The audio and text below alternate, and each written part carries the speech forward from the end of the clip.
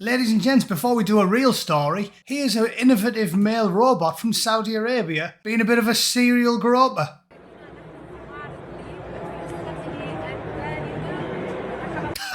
Nothing to do with the news, it's just funny. Very, very lifelike. Almost imbued with the exact same personality as his creators. Here's the actual news. Chris Kaba shooting. Martin Blake named as murder-accused police officer. Now, the Bootneck happens to know a few lads in the Met who give him covert information. And let me just tell you something that is well known to everybody on the force. And I don't have to use ridiculous terms like allegedly or legalese because I'm an angry Bootneck and not a lawyer or a civil servant. Okay? I'm not a rat. I'm not the type of creature that if I burst into flames and told you I was a little bit warm, you'd have to doubt if I was telling you the truth. Chris Kaba was a human toilet, an oxygen thief of the highest order. And the only reprimand I would give the police officer in this situation is that after the funeral, he didn't dig him up and shoot him again.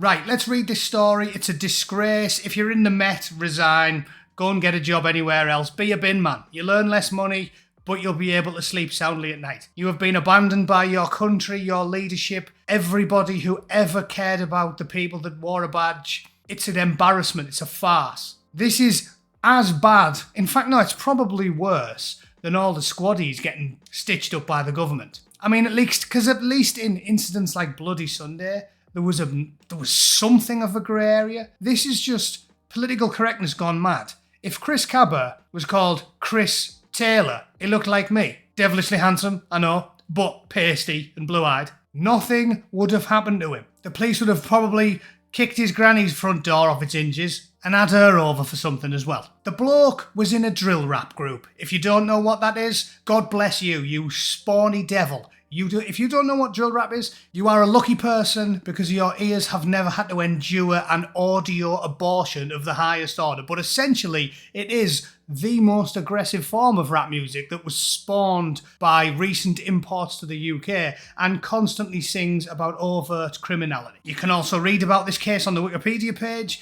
Not always accurate, just some straws in the wind, but here's what it says. Chris Kaba, 24 years old, was a member of the drill rap group and criminal gang 67. Wasn't a Boy Scout leader, wasn't a member of his church choir, was in a criminal gang 67. If the gang's got a name, it's a serious gang. Murder, rape, racketeering, prostitution, drug dealing, you name it. That's what these people get up to. But because of what Chris Kaba looks like, the mainstream media, the BBC and the Guardian are still making out as if the copper was in the wrong. Unbelievable. If he was ginger and from Aberdeen, they'd be having street parties. They'd be putting bunting up when a walking toilet like that was mercifully purged from the streets. On the day of the shooting, an unmarked vehicle followed the car he was driving until a police roadblock. Witnesses said Kaba refused to leave the car and then drove it into one of the police cars. One of the armed officers fired a single round at Kaba through the car windscreen. Amazing accuracy. If he was an American copper, it'd have been the old freeze. Yeah, 11 dead civilians on the streets around them. Perfect shooting, perfect shoot. Cars are dangerous, cars can kill people. He was ramming it through the roadblock and attempting to kill officers, therefore, perfectly good shoot. In fact, give him a medal, send him for tea and stickies with the Queen. Well, not the Queen. Tragically, she's gone. And would he want to meet King Sausage Fingers? Probably not. I wouldn't. I'd rather meet Lenny Henry than King Charles.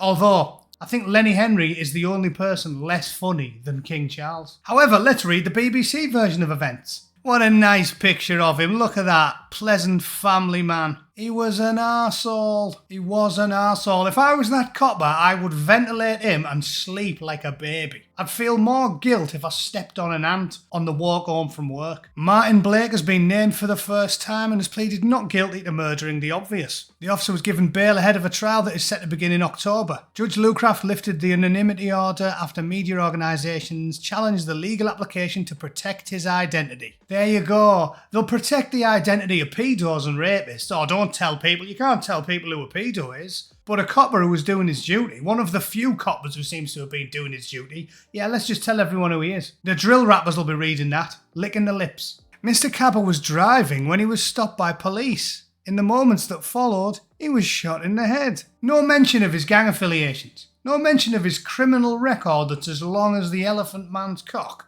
Nothing. Nothing. Speaking outside court, Anita Sharma, caseworker for the charity Inquest, representing Mr. Kaba's family, welcomed the judge's decision to lift the anonymity order. In any other murder trial, the accused would be publicly named. This is no different.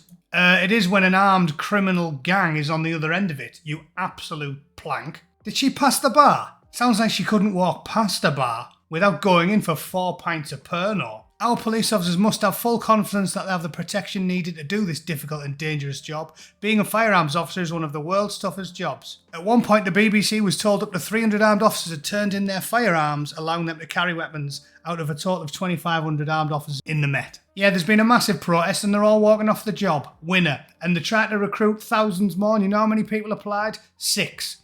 So there's not going to be any armed coppers when it kicks off next time either. Amazing.